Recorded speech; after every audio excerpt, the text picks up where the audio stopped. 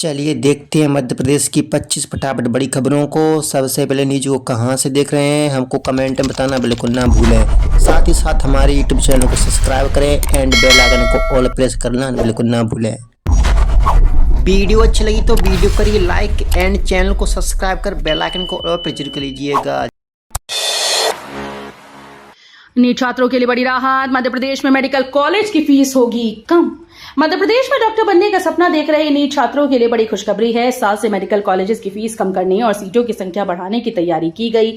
Merit में आने वाले विद्यार्थियों की फीस में करीब 1/3 तक कमी हो सकती है। वहीं सीटें बढ़ने से सरकारी और निजी मेडिकल कॉलेजेस में अधिक छात्रों को प्रवेश का मौका मिलेगा। मैनेजमेंट कोटे की सीट पर भी दाखिला राज्य सरकार की नीट मेरिट आधारित काउंसलिंग से होगा। उज्जैन नगर निगम की नई सुविधा, व्हाट्सएप से भरे प्रॉपर्टी टैक्स और वाटर टैक्स।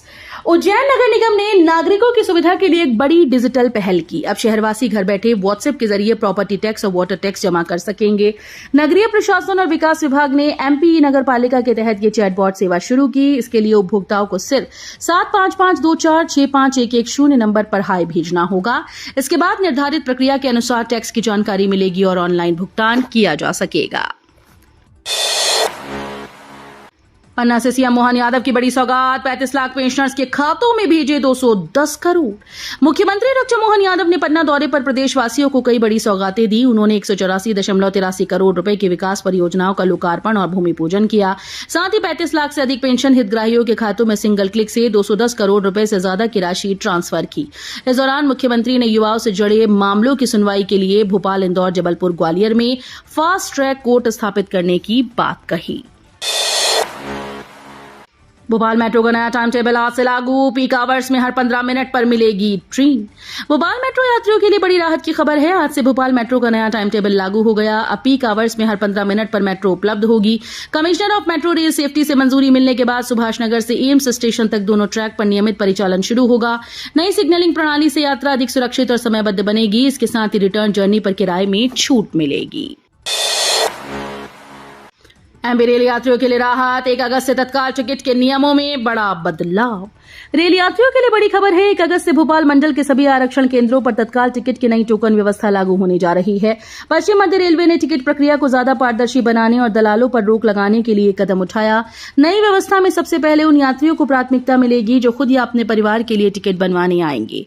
एसी तत्काल के लिए सुबह 8:30 से 9 बजे तक और नॉन एसी के लिए 9 से 9:30 बजे तक टोकन मिलेंगे। 81,000 उपयोगिता प्रमाण पत्र लंबित। सीएजी ने उठाए सरकार के वित्तीय नियंत्रण पर सवाल। मध्य प्रदेश सरकार के विभागों में हजारों करोड़ रुपए के खर्च का हिसाब अब सवालों के घेरे में है। ज्ञानी नियंत्रक और महालेखा परीक्षक की रिपोर्ट के अनुसार वर्ष 2024-25 तक 60,113 करोड़ रुपए के 81,000 उपयोगिता प्रमाण पत्र जमा नहीं किए गए। इनमें बड़ी संख्या हालिया वित्तीय वर्ष की है। कैग ने इसे वित्तीय नियमों का उल्लंघन बताते हुए खराब नियंत्रण व्यवस्था पर सवाल उठाए। खंडवा गौरव दिवस पर बड़ा फैसला। फूड फेस्टिवल और भंडारों में सिंगल यूज प्लास्टिक पर रोक। खंडवा गौरव दिवस के आयोजन को लेकर प्रशासन ने पर्यावरण संरक्षण की दिशा में बड़ा फैसला लिया। 2 से 4 अगस्त तक होने वाले 3 दिवसीय कार्यक्रमों के दौरान सिंगल यूज प्लास्टिक और थर्माकोल के इस्तेमाल पर पूरी तरह से प्रतिबंध रहेगा। कलेक्टर ऋषभ गुप्ता ने अधिकारियों को निर्देश दिए कि 3 अगस्त को आयोजित होने वाले फूड फेस्टिवल और गुरु पूर्णिमा के अवसर पर लगने वाले भंडारों में प्लास्टिक का प्रयोग किसी भी स्थिति में न हो। दिल्ली लाठीचार्ज के विरोध में सतना में छात्रों का प्रदर्शन, सड़कों पर उतरे युवा। दिल्ली के जंतर मंतर पर प्रदर्शन कर रहे छात्रों पर हुए लाठीचार्ज और आंसू गैस के इस्तेमाल के विरोध में मध्य प्रदेश के सतना में छात्रों ने शांतिपूर्ण विरोध मार्च निकाला। सिविल लाइन चौराहे से शुरू हुआ ये मार्च सेमरिया चौक तक पहुंचा, जिसमें छात्र छात्राओं के साथ अभिभावक और शिक्षक भी शामिल हुए। प्रदर्शनकारियों ने हाथों में तख्तियां लेकर अपनी मांगे रखी और कहा कि लोकतांत्रिक व्यवस्था में शांतिपूर्ण विरोध हर नागरिक का अधिकार है। एमपी से दिल्ली मुंबई की यात्रा हुई प्रभावित। रेलवे ने कई ट्रेन रद्द की। मुंबई में लगातार हो रही भारी बारिश का असर अब मध्य प्रदेश से चलने वाली ट्रेन पर भी दिखने लगा। रेलवे ने दिल्ली और मुंबई रूट की कई ट्रेन को रद्द कर दिया, जबकि कुछ का मार्ग बदल दिया। कई ट्रेन घंटों की देरी से चल रही हैं। भोपाल मंडल के अधिकारियों के अनुसार यात्रियों को अनावश्यक परेशानी से बचने के लिए घर से निकलने से पहले अपनी ट्रेन का ऑनलाइन स्टेटस जरूर जांच लेना चाहिए। मध्य प्रदेश को जल्द मिलेगा नया डीजीपी, 11 वरिष्ठ आईपीएस अफसरों के नाम दौड़ में शामिल। मध्य प्रदेश में नए मुख्य सचिव की नियुक्ति के बाद अब पुलिस विभाग में नए डीजीपी के चयन की प्रक्रिया तेज हो गई। पुलिस मुख्यालय ने jail DG Varun Kapoor, home guard DG Pragya Richa और ईडब्ल्यूओ डीजी उपेंद्र जैन सहित 11 वरिष्ठ आईपीएस अधिकारियों के नाम गृह विभाग को भेजे। प्रस्ताव की जांच के बाद इसे तय प्रारूप में यूपीएससी को भेजा जाएगा। यूपीएससी 3 नामों का पैनल तैयार करेगा, जिनमें से राज्य सरकार का एक अधिकारी को मध्य प्रदेश का नया पुलिस महानिदेशक यानी डीजीपी नियुक्त करेगी। मध्य प्रदेश के तीर्थयात्रियों के लिए खुशखबरी, 15 सितंबर से चलेगी भारत गौरव ट्रेन। मध्य प्रदेश के तीर्थयात्रियों को आईआरसीटीसी एक बार फिर से भारत गौरव ट्रेन के माध्यम से बड़ी सौगात देने जा रहा है। ट्रेन यात्रियों को जगन्नाथपुरी, गंगा सागर के साथ साथ वाराणसी और रामलला के दर्शन लाभ दिलवाएगी। ये ट्रेन 15 सितंबर 2026 से शुरू होगी, जो मध्य प्रदेश के अलग अलग यात्री स्टेशन से होकर गुजरेगी। ये स्पेशल ट्रेन कुल 10 रातें और 11 दिनों के लिए यात्रियों के लिए शुरू की जा रही है।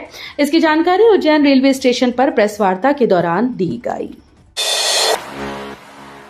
यूसीसी पर सरकार का बड़ा कदम, इस साल लागू करने का लक्ष्य। मध्य प्रदेश में समान नागरिक संहिता यानी यूसीसी लागू करने की प्रक्रिया अब अंतिम चरण में पहुंच गई है। अब राज्यपाल की अनुमति के बाद यह विधेयक केंद्र सरकार के माध्यम से राष्ट्रपति की मंजूरी के लिए भेजा जाएगा। सरकार का लक्ष्य इसी वर्ष प्रदेश में यूसीसी लागू करना है। राष्ट्रपति की स्वीकृति मिलने के बाद राज्य में समान नागरिक संहिता लागू करने की औपचारिक प्रक्रिया को पूरा कर लिया जाएगा। 27% ओबीसी आरक्षण पर हाईकोर्ट में नया मोड़, एसटी वर्ग ने जताई आपत्ति। मध्य प्रदेश में 27% ओबीसी आरक्षण का मामला एक बार फिर से चर्चा में है। हाईकोर्ट में चल रही सुनवाई के दौरान एसटी वर्ग की ओर से ओबीसी आरक्षण बढ़ाए जाने का विरोध किया गया। पक्षकारों ने दलील दी कि यदि ओबीसी कोटा 27% किया गया तो अतिरिक्त 13% सीटें अनारक्षित वर्ग से कम होंगी। इससे खुली प्रतिस्पर्धा में एसटी वर्ग के मेधावी छात्रों के अवसर प्रभावित हो सकते हैं।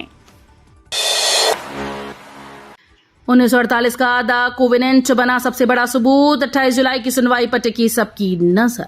सिंधिया राजघराने के बहुचर्चित संपत्ति विवाद में अब 78 साल पुराना द कोवेनेंट सबसे अहम कानूनी दस्तावेज बन गया है। वर्ष 1948 में ग्वालियर, इंदौर, मालवा की रियायतों के विलय के समय तैयार हुए इस अनुबंध के आधार पर अदालत तय करेगी कि कौन सी संपत्तियां सिंधिया राज परिवार की निजी थीं और कौन सी तत्कालीन मध्य भारत सरकार को सौंपी गई थी। ग्वालियर जिला न्यायालय में इस मामले की अगली सुनवाई 28 जुलाई को होगी। मेंटेनेंस के चलते ग्वालियर में पावर कट, दर्जनों इलाकों पर पड़ेगा असर।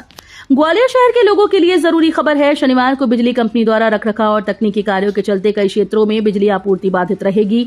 नगर संभाग, पूर्व, केंद्रीय और उत्तर के कई फीडर से सुबह 9 से दोपहर 1 बजे तक बिजली बंद रहेगी। हाईकोर्ट, कुम्हारपुरा, शिवनगर, इंदिरानगर, शिवाजी नगर और एम ब्लॉक समेत कई इलाकों के उपभोक्ता प्रभावित होंगे। दतिया उपचुनाव में सिंधिया की एंट्री, भाजपा प्रत्याशी के समर्थन में किया जोरदार प्रचार। दतिया विधानसभा उपचुनाव में अब सियासी मुकाबला और तेज हो गया है। भाजपा ने प्रचार अभियान में पूरी ताकत झोंक दी। केंद्रीय मंत्री ज्योतिरादित्य सिंधिया पहली बार भाजपा प्रत्याशी आशुतोष तिवारी के समर्थन में दतिया पहुंचे और जनसभा को संबोधित किया। उन्होंने कांग्रेस सरकार के कार्यकाल पर निशाना साधते हुए कहा कि पहले गांव में बिजली की स्थिति खराब थी और कम वोल्टेज की समस्या रहती थी। सिंधिया ने दावा किया कि भाजपा सरकार ने गांव-गांव तक बेहतर बिजली व्यवस्था पहुंचाई है। निशातपुरा में गौवंश अवशेष मिलने से तनाव, पुलिस ने शुरू की आरोपियों की तलाश।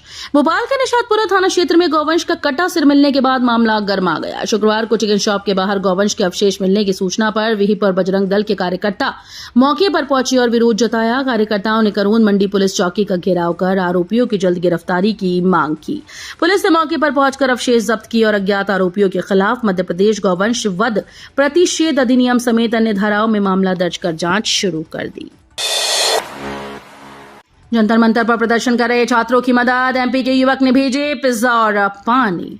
दिल्ली के जंतर मंतर पर चल रहे छात्र आंदोलन को देश भर से समर्थन मिल रहा है। इस कड़ी में मध्य प्रदेश के मऊगंज जिले से एक युवक ने प्रदर्शन कर रहे छात्रों के लिए मदद का हाथ बढ़ाया। कांग्रेस नेता ने ऑनलाइन ऐप के जरिए जंतर मंतर पर बैठे छात्रों के लिए करीब 17,000 रुपए का खाना और पानी भिजवाया। इनमें पिज्जा समेत अन्य खाद्य सामग्री शामिल थी। देश के अलग अलग हिस्सों से लोग छात्रों के समर्थन में आगे आ रहे हैं और अपनी तरह से सहयोग कर रहे हैं। कांग्रेस के 50% से ज्यादा वोट का रिकॉर्ड। दतिया में बीजेपी के सामने बड़ी चुनौती। मध्य प्रदेश के दतिया उपचुनाव में राजनीतिक मुकाबला लगातार तेज होता जा रहा है। भाजपा और कांग्रेस दोनों दलों ने पूरी ताकत के साथ प्रचार अभियान शुरू कर दिया। भाजपा आशुतोष तिवारी के सहारे सीट पर कब्जा जमाने की कोशिश में है, वहीं कांग्रेस घनश्याम सिंह के साथ अपनी पुरानी जीत दोहराने का दावा कर रही है। दोनों पार्टी के प्रदेश स्तर के नेता मैदान में उतर चुके हैं और कार्यकर्ताओं को जिम्मेदारियां सौंप दी गई।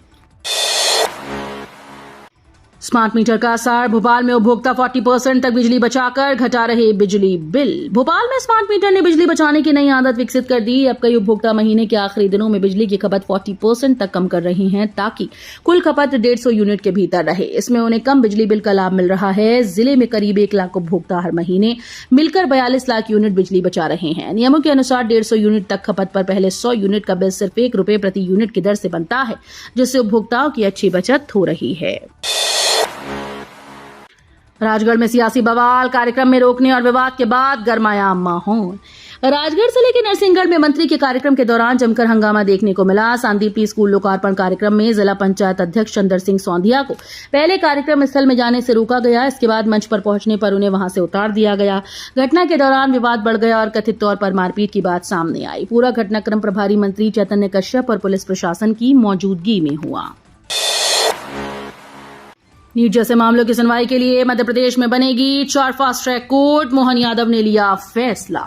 दिल्ली में हुए छात्र आंदोलन के बाद अब मध्य प्रदेश में भी छात्रों से जुड़े मामलों की सुनवाई फास्ट ट्रैक में की जाएगी। केंद्र सरकार के बाद अब मध्य प्रदेश के मुख्यमंत्री डॉक्टर मोहन यादव ने प्रदेश में फास्ट ट्रैक कोर्ट बनाने का ऐलान किया।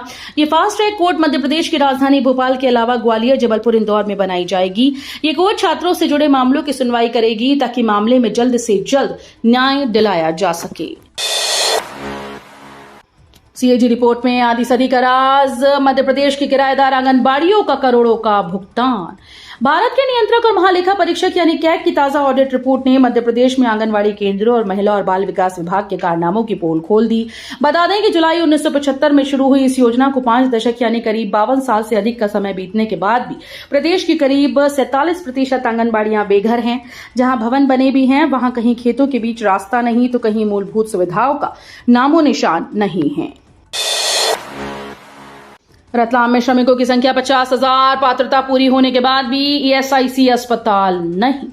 रतलाम में फिर से औद्योगिक क्षेत्र में कंपनीज आगे आने लगी हैं। ऐसे में यहां राज्य कर्मचारी बीमा निगम के अस्पताल की अदद जरूरत है, क्योंकि अब रतलाम में ईएसआईसी के पात्र हितग्राहियों की संख्या 50,000 पार हो चुकी है। इसलिए 50 बेड के अस्पताल को शुरू करवाने की कोशिशें शुरू हो गई। किसी दौर में औद्योगिक नगरी के रूप में पहचाने जाने वाले रतलाम में श्रमिकों और उनके परिवारों के लिए राज्य कर्मचारी बीमा निगम अस्पताल और डिस्पेंसरी थे, लेकिन अब रतलाम में राज्य बीमा निगम के अस्पताल की बिल्डिंग न होने से श्रमिकों और उनके परिवार के सदस्यों को उपचार और भर्ती होने के लिए इंदौर या अन्य शहरों में जाना पड़ता है। मध्य प्रदेश में किराए पर चल रहे महिलाओं के हॉस्टल। विभाग खुद ही वसूल रहा किराया।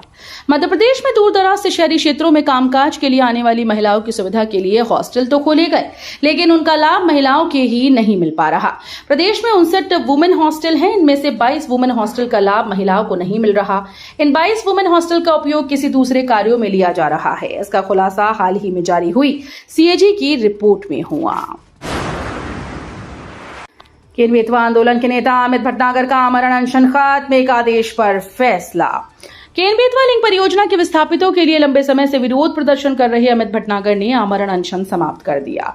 सरकार के द्वारा प्रभावित परिवारों के लिए नए सिरे से सत्यापन की शुरुआत कराए जाने के फैसले के बाद उन्होंने अनशन खत्म कर दिया। इसके पहले मध्य प्रदेश की मोहन यादव सरकार ने प्रभावितों की मांग को स्वीकार करते हुए मुआवजा राशि 5 लाख रुपए से बढ़ाकर 12.5 लाख रुपए कर दी। वीडियो अच्छी लगी तो वीडियो करिए लाइक एंड चैनल को सब्सक्राइब कर बेल आइकन को और प्रेस कर लीजिएगा।